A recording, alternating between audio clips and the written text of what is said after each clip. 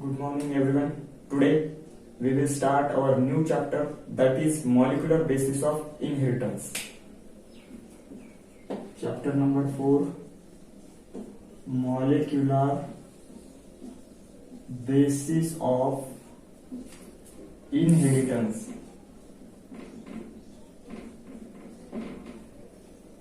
In previous chapter we already studied that pattern of inheritance explained by the Gregor John Mendel. In this chapter we studied molecular basis of sin. मागच्या unit मध्ये आपण पाहिलं होतं की एक character एका generation मधून दुसऱ्या जनरेशन मध्ये कशा प्रकारे जाते आणि ते पाहिलं होतं आपण ग्रेगर जॉन मेंडेल यांच्या एक्सपेरिमेंटच्या माध्यमातून. तर या युनिट मध्ये आपण पाहणार आहोत की ते कॅरेक्टर एका जनरेशन मधून दुसऱ्या जनरेशन मध्ये नेण्याचं काम कोण करते. ठीक आहे, म्हणजे कोणत्या प्रकारचा मटेरियल प्रेझेंट असतो ऑर्गॅनिझम मध्ये जो कॅरेक्टरला एका जनरेशन मधून दुसऱ्या जनरेशन मध्ये नेण्याचं काम करतो, ते आपण या युनिट मध्ये पाहणार आहोत. त्याचं आपण स्ट्रक्चर पाहणार आहोत, त्याचे फंक्शन पाहणार आहोत आणि एक्सप्रेशन कशा प्रकारे होते किंवा रेग्युलेशन त्या मटेरियलचं कशा प्रकारे होते ते पूर्ण आपण या युनिट मध्ये स्टडी करणार आहोत. ठीक आहे, त्यानंतर we know that living cell or organism characterized by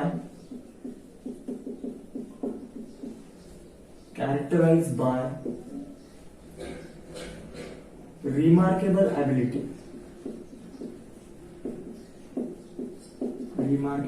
ability to reproduce and transfer character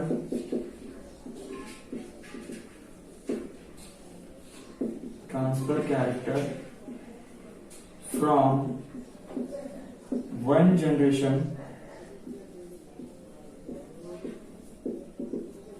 to another generation. आपल्याला सगळ्यांना माहित आहे लिव्हिंग ऑर्गॅनिझम असो किंवा लिव्हिंग सेल असो त्यांच्यामध्ये एक रिमार्केबल ॲबिलिटी असते रिप्रोडक्शनची, म्हणजे प्रजनन करण्याची, म्हणजेच एका ऑर्गॅनिझम पासून दुसरा नवीन ऑर्गॅनिझम तयार करण्याची त्यांच्यामध्ये क्षमता असते. सोबतच ते कॅरेक्टरला म्हणजेच ट्रेटला एका जनरेशन मधून दुसऱ्या जनरेशन मध्ये ट्रान्सफर करू शकतात. ठीक आहे, त्यानंतर आपण पुढे सांगू शकतो याच्यामध्ये कॅरेक्टरला ट्रान्सफर करू शकतात. त्याचबरोबर for the continuity of spaces,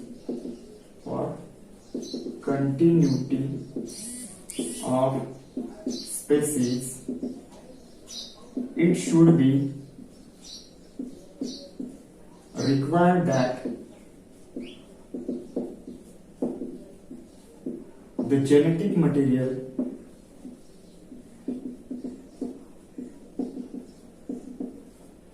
is chemically stable. Genetic material is chemically stable. It should express accurately and replicate with minimum error.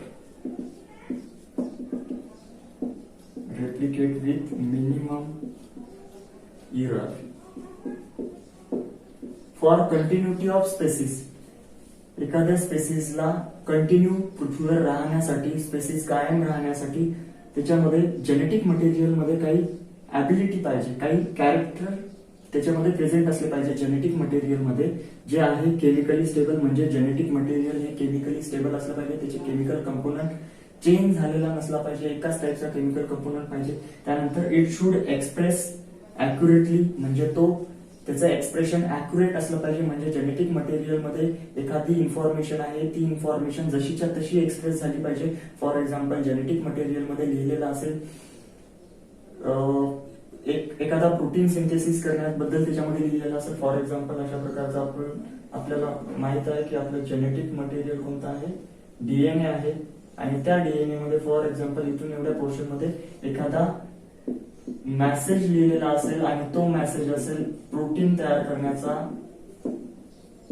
Keratin नावाचा. तर त्या जेनेटिक मटेरियलला केराटिन नावाचाच प्रोटीन तयार केला पाहिजे. याला आपण म्हणतो शुड एक्सप्रेस अॅक्युरेटली, म्हणजे अॅक्युरेट एक्सप्रेशन त्याचं झालं पाहिजे, करेक्ट तोच वाला प्रोटीन त्यांनी तयार केला पाहिजे. सोबतच it replicate with the minimum error, म्हणजे हे जो जेनेटिक मटेरियल आहे या जेनेटिक मटेरियलच्या कॉपीज बनल्या पाहिजे विथ मिनिमम इरर. म्हणजे असा जेनेटिक मटेरियल आहे तर सेम टू सेम असा जेनेटिक मटेरियल तयार झाला पाहिजे, त्याच्यामध्ये कुठल्याही प्रकारचे मिस्टेक नसले पाहिजे, त्यालाच आपण म्हणतो इरर नसले पाहिजे. हे कॅरेक्टर त्या जेनेटिक मटेरियल मध्ये पाहिजे. कशासाठी? कंटिन्युटी ऑफ स्पेसिस, एखादी प्रजाती पृथ्वीवर कायमस्वरूपी राहण्यासाठी, सतत टिकून राहण्यासाठी काय पाहिजे? जेनेटिक मटेरियल मध्ये हे कॅरेक्टर पाहिजे. त्याचबरोबर आपल्याला माहित आहे मिरॅक्युलसली DNA have all these characters. That is, it express accurately, it replicate with minimum error and it is chemically stable. DNA मध्ये हे सगळेच कॅरेक्टर आपल्याला पाहायला मिळते. Also, it show chances for mutation which required for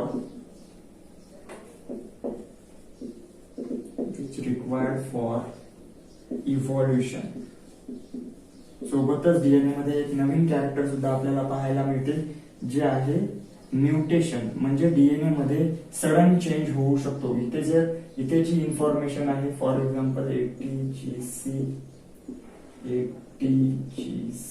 ठीक आहे, अशा प्रकारची इन्फॉर्मेशन आहे आणि त्या इन्फॉर्मेशनमुळे केराटिन नावाचा जर प्रोटीन तयार होत असेल तर कधी कधी काय होते, अचानक रेडिओ ऍक्टिव्ह सबस्टन्सेस मुळे काय होते, इथली इन्फॉर्मेशन काय होते, चेंज होते आणि चेंज झाल्यामुळे नवीनच कोणता तरी प्रोटीन काय होतो, तयार होतो आणि तो प्रोटीन त्या ऑर्गॅनिझम मध्ये एखादं नवीन कॅरेक्टर डेव्हलप करण्यासाठी काय असतो, रिस्पॉन्सिबल असतो. म्हणजेच त्या ऑर्गॅनिझम मध्ये काय होते, इव्हॉल्युशन आपल्याला काय होते, पाहायला मिळते. ठीक आहे, इथपर्यंत झालं. त्यानंतर जेनेटिक मटेरियल कोणता आहे हे शोधून काढण्यासाठी खूप सारे एक्सपेरिमेंट करण्यात आले. ते एक्सपेरिमेंट आपण काय करणार आहोत, स्टडी करणार आहोत. DNA as a genetic material.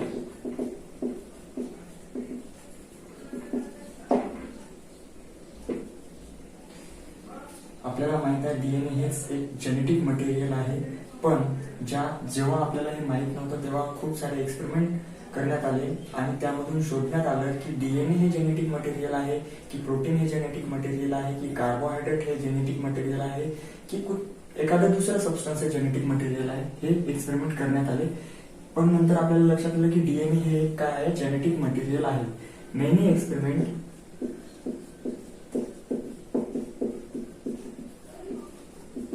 were carried out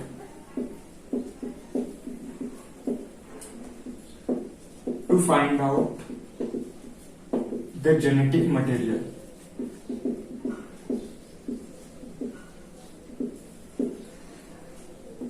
खूप सारे एक्सपेरिमेंट करण्यात आले ज्याच्यामधून शोधण्यात आलं की जेनेटिक मटेरियल कोणता आहे.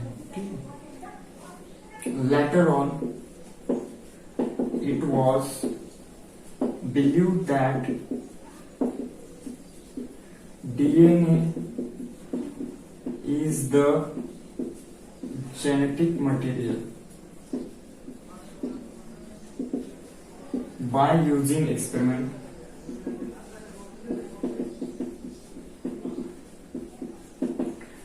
on bacteria and viruses.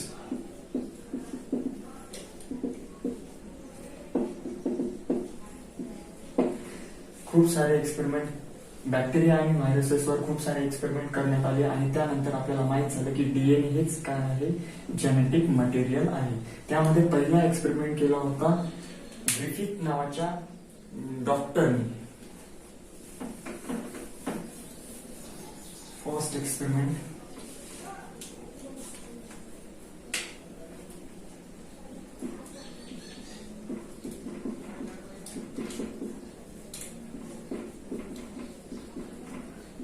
Griffith experiment.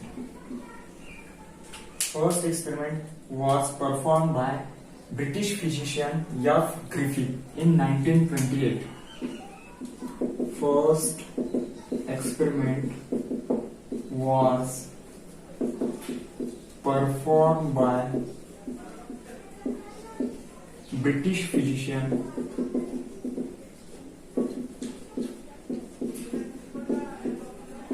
F. Griffith in 1928. In 1928, by using bacterium Diplococcus pneumoniae.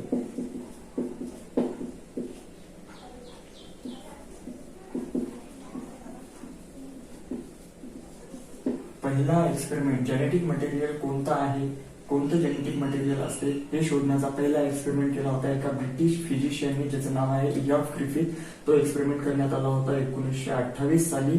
त्यासाठी त्यांनी एक बॅक्टेरिया यूज केला होता ज्याचं नाव होतं डिप्लोकॉकस निमोनिया. दिस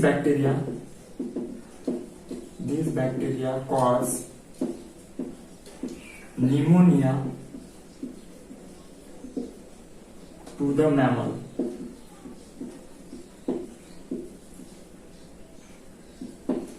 मॅमल क्लास मधले, मॅमिलिया क्लास मधले जेवढे पण ऑर्गॅनिझम आहेत त्यांना त्या बॅक्टेरियामुळे काय होतो, न्यूमोनिया नावाचा एक डिसीज होतो, एक आजार होतो. म्हणजेच हा जर बॅक्टेरिया डिप्लोकॉकस न्यूमोनिया नावाचा बॅक्टेरिया जर मॅमल, कुठल्याही प्रकारचा एक मॅमल असो, ह्युमन असू शकते, काऊ, कॅटल जे पण आहे त्यांच्यामध्ये जर हा बॅक्टेरिया गेला तर त्यांना काय होतो, न्यूमोनिया नावाचा एक डिसीज होतो. ठीक आहे. त्यानंतर there are two type of pneumonia. There are two type of Diplococcus pneumoniae.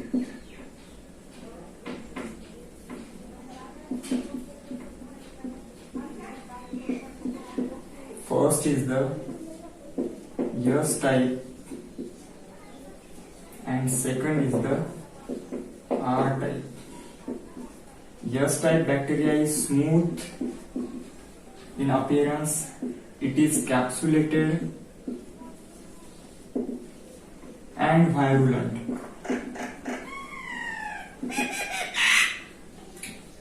While R type is rough, non-capsulated and avirulent. ठीक आहे. आता आर टाइप आणि एस टाइप बॅक्टेरिया काय आहे ते समजून घेऊ आपण पहिल्यांदा. ठीक आहे. आर टाइप वाला bacteria, suppose this is the bacteria that is Diplococcus pneumoniae bacteria. It has antigenic determinant on its surface so that it look like a rough surface. That's why it is called as a rough or R type.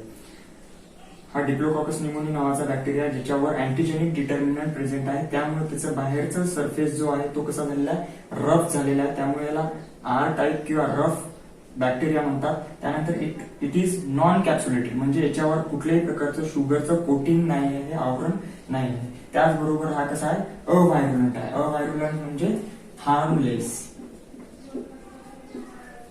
म्हणजे जर हा R type वाला bacteria जर एखाद्या ऑर्गॅनिझमच्या बॉडीमध्ये गेला तर त्या ऑर्गॅनिझमला न्यूमोनिया होणार नाही. का होणार नाही ते पाहून घेऊ.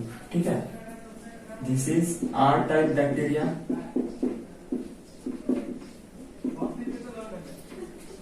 हा आर टाइप बॅक्टेरिया जर एखाद्या ऑर्गॅनिझमच्या बॉडीमध्ये गेल्याच्या नंतर त्या ऑर्गॅनिझमच्या बॉडीची इम्युनिटी सिस्टीम ऍक्टिव्ह होणार. इम्युनिटी सिस्टीम जे आपण पाहिलेलं आहे, इम्युनिटी सिस्टीम ऍक्टिव्ह होणार. इम्युनिटी सिस्टीम ऍक्टिव्ह झाले म्हणजे त्यांच्या बॉडीमध्ये, त्या ऑर्गॅनिझमच्या बॉडीमध्ये अँटीबॉडीज तयार होणार. त्या अँटीबॉडीज या बॅक्टेरियाला पकडणार. या बॅक्टेरियाला पकडल्याच्या नंतर या बॅक्टेरियाला काय करणार, त्या सपोज अँटीबॉडीने त्या बॅक्टेरियाला रिकग्नाइज केलं. ठीक आहे. त्यानंतर या बॅक्टेरियाला काय करणार, त्या अँटीबॉडीज डिस्ट्रॉइड करून टाकणार. ठीक आहे. त्यामुळे ऑर्गॅनिझमला न्यूमोनिया होणार नाही. No pneumonia. ठीक आहे.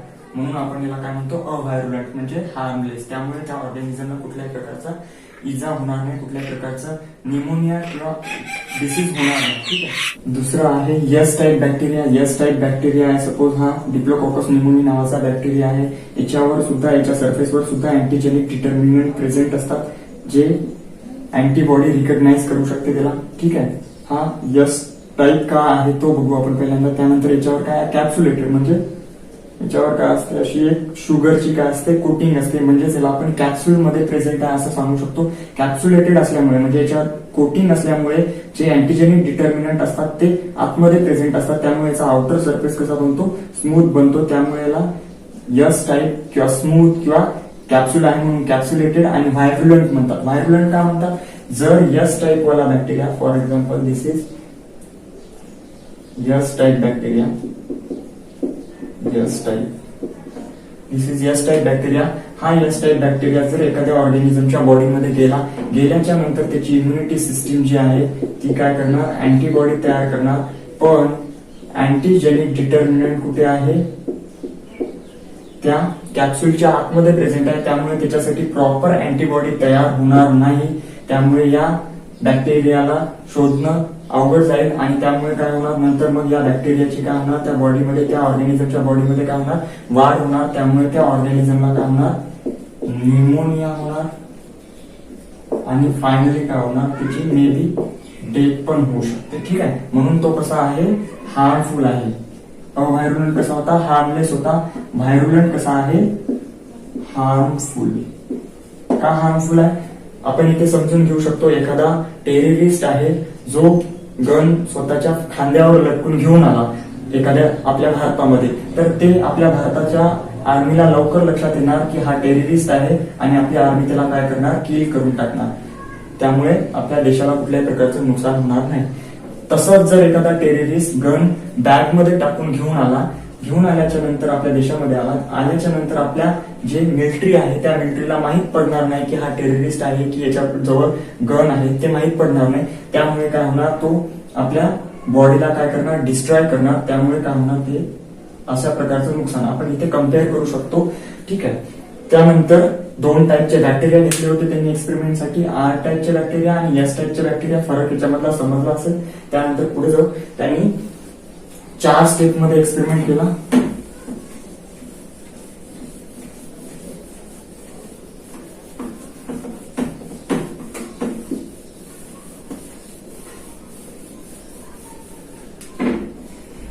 स्टेप मध्ये एक्सपेरिमेंट केला. स्टेप फर्स्ट, पहिल्या स्टेप मध्ये त्यांनी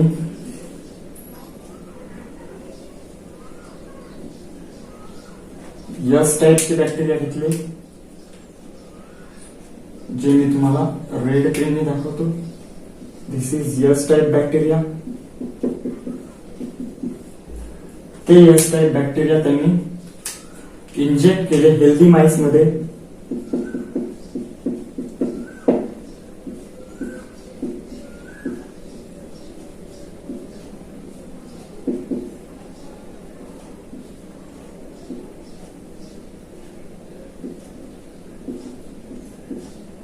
हेल्दी माइस मध्ये इंजेक्ट केले.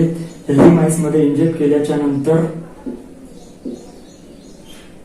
त्या माइसला न्यूमोनिया झाला आणि त्या माइसची काय झाली, डेथ झाली. आपण आधीच पाहिलं होतं यस टाईपचा बॅक्टेरिया असतो. यस टाईपचा बॅक्टेरिया कसा आहे, अशा प्रकारचा यस टाईपचा बॅक्टेरिया अँटीजेनिक डिटर्मिनंट त्याचे लपून असतात कॅप्सूलच्या आतमध्ये. त्यामुळे ज्या माइसच्या ज्या अँटीबॉडीज होत्या, त्या अँटीबॉडी याला ओळखू शकणार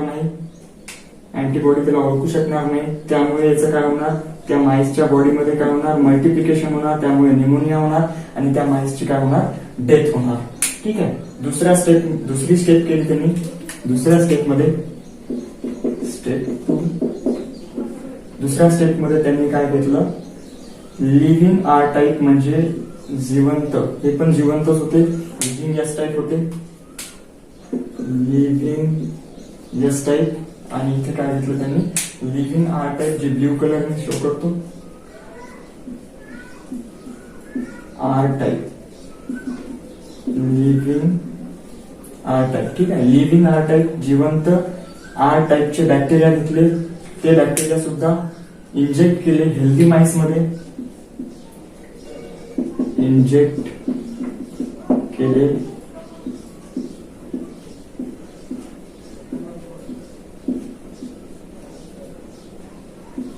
ठीक आहे, इंजेक्ट केले हेल्दी माइस मध्ये.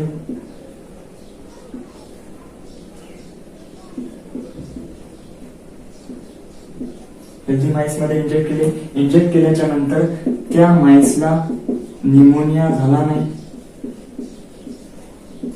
नो निमोनिया, आणि निमोनिया झाला नाही म्हणजे तो जिवंत आहे, सर्वाइव्ह आहे, त्याची डेथ झाली नाही. ठीक आहे. का झाला असं? आपण पाहिलं होतं की आर टाईपचा बॅक्टेरिया आहे, सपोज आर टाईपचा बॅक्टेरिया, याच्यावर अँटीजेनिक डिटर्मिनंट प्रेझेंट असतात. इकडे माइसची इम्युनिटी सिस्टीम अँटीबॉडी तयार करते, ही अँटीबॉडी याला ओळखते, ओळखून काय करते, त्याला डिस्ट्रॉय करते, आणि डिस्ट्रॉय केल्यामुळे निमोनिया होत नाही. म्हणजेच काय, या उंदराच्या बॉडीमध्ये गेलेले जेवढे पण डिप्लोकॉकस निमोनी नावाचे बॅक्टेरिया होते त्याला या अँटीबॉडीने डिस्ट्रॉय करून टाकलं, किल करून टाकलं, त्यामुळे त्या उंदराला निमोनिया झाला नाही आणि तो जिवंत राहिला. तिसऱ्या स्टेप मध्ये एक्सपेरिमेंट केला. थर्ड स्टेप आहे स्टेप 3. स्टेप 3 मध्ये त्यांनी काय केलं, हिट किल्ड एस टाईप. इथे काय होतं, लिव्हिंग एस टाईप म्हणजे जिवंत एस टाईपचे बॅक्टेरिया त्यांनी माइस मध्ये इंजेक्ट केले होते. इथे काय केलं त्यांनी, हिट किल्ड. म्हणजे आपण घेऊ हे अशा प्रकारचं काय, आपल्याकडे एक टेस्ट ट्यूब आहे ज्याच्यामध्ये काय होते, एस टाईपचे बॅक्टेरिया होते, जिवंत होते एस टाईपचे बॅक्टेरिया. या बॅक्टेरियाला त्यांनी काय केलं,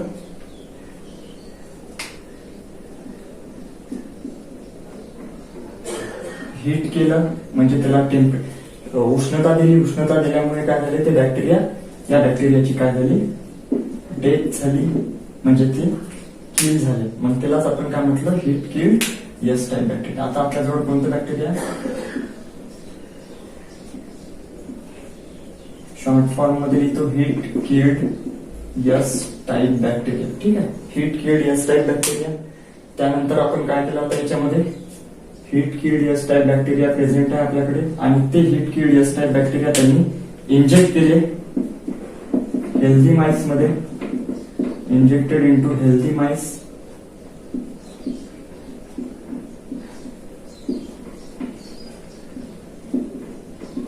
इंजेक्टेड इनटू हेल्दी माइस.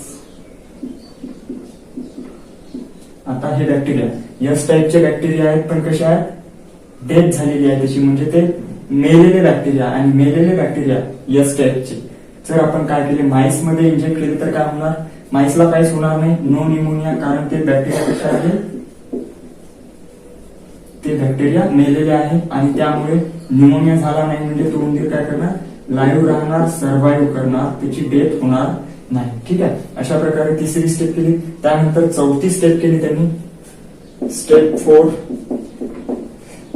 स्टेप 4 मध्ये त्यांनी काय केलं, लिव्हिंग आर टाईप आणि हीट किल्ड एस टाईप यांचं काय केलं, मिक्सचर केलं, आणि ते मिक्सचर काय केलं, इंजेक्ट केलं हेल्दी माइस मध्ये. ठीक आहे. म्हणजे काय आपल्याकडे, सपोज हे आहे आपल्याकडे लिव्हिंग आर टाईप, आणि हे आहे सपोज एक टेस्ट ट्यूब ज्याच्यामध्ये आहे हीट किल्ड एस टाईप. ठीक आहे. यांचं काय केलं त्यांनी, मिश्रण केलं. लिव्हिंग आर टाईप ब्ल्यूने रिप्रेझेंट केले होते, हे आर टाईप वाले आहे, लिव्हिंग आहे, जिवंत आहे, आणि दुसरे आहे, दुसऱ्या टेस्ट ट्यूब मध्ये हीट किल्ड एस टाईप, जे किल केलेले एस टाईप बॅक्टेरिया. ठीक आहे. ते काय केले, मिक्स केले एका टेस्ट ट्यूब मध्ये, हे दोन्ही मिक्स केले एका टेस्ट ट्यूब मध्ये, living R type, living R type आणि हीट किल्ड एस टाईप दोन्ही मिक्स केले. Then injected into the healthy mice, inject केले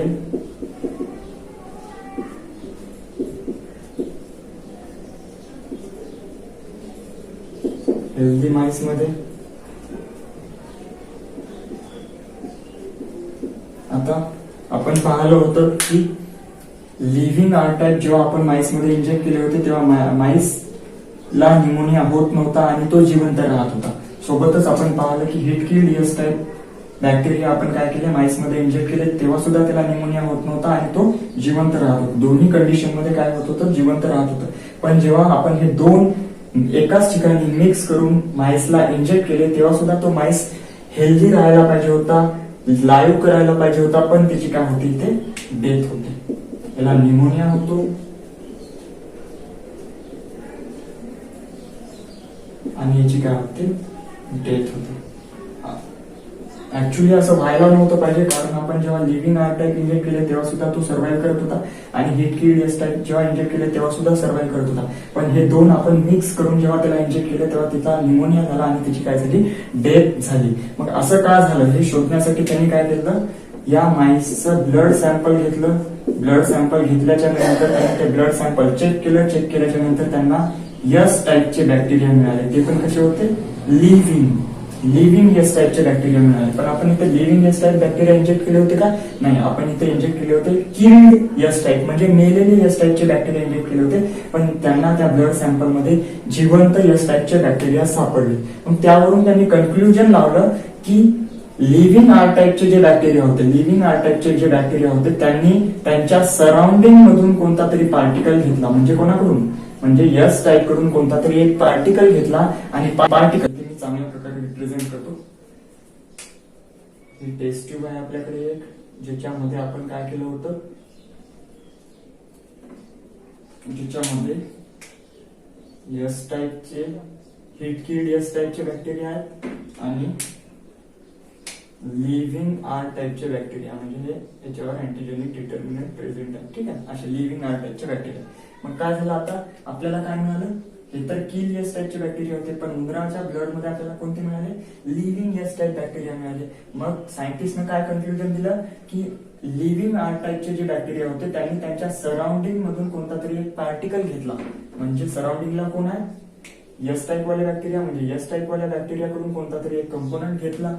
ठीक आहे, कंपोनंट घेतला आणि घेतल्याच्या नंतर ते कन्वर्ट झाले. त्यांनी स्वतःला चेंज करून घेतलं. कशामध्ये चेंज करून घेतलं त्यांनी स्वतःला. सपोज हे आर टाईपचे आहे, ठीक आहे, कोणता तरी पार्टिकल घेतला.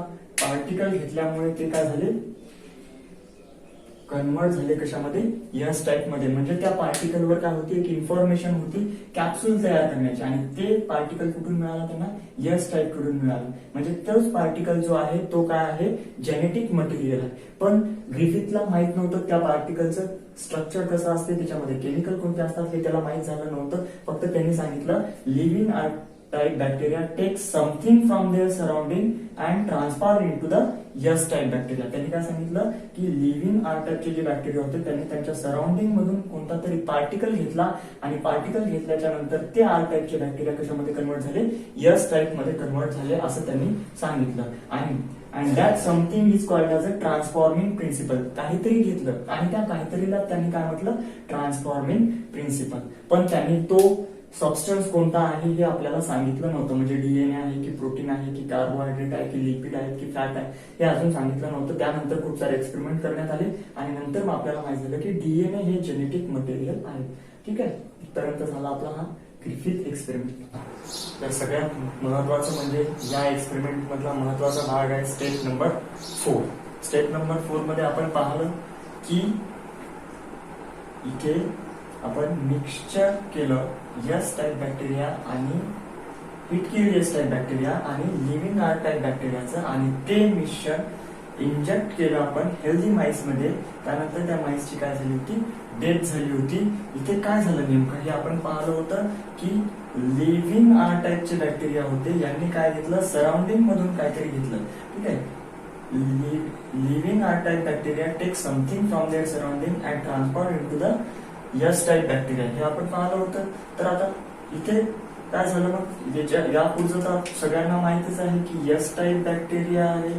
यस टाईप बॅक्टेरिया माईसच्या बॉडीमध्ये गेला. बॉडीमध्ये गेल्याच्या नंतर काय होणार, इथे माईसचे इम्युनिटी सिस्टीम त्याला ओळखू शकणार नाही. त्यामुळे इथे काय होणार, त्याचं मल्टिप्लिकेशन होणार आणि काय होणार, न्यूमोनिया होणार आणि माईसची काय होणार, डेथ होणार. अशा प्रकारे हे आपण पाहिलं की कॅरेक्टर एका जनरेशन मधून दुसऱ्या जनरेशन मध्ये गेलं आणि ते नेण्याचं काम कोणी केलं, एका पार्टिकलने केलं, ज्यामुळे आर टाईपचा बॅक्टेरिया ट्रान्सफॉर्म झाला कशामध्ये, एस टाईप मध्ये. म्हणून आपण त्याला काय म्हटलं, ट्रान्सफॉर्मिंग प्रिन्सिपल म्हटलं. ठीक आहे.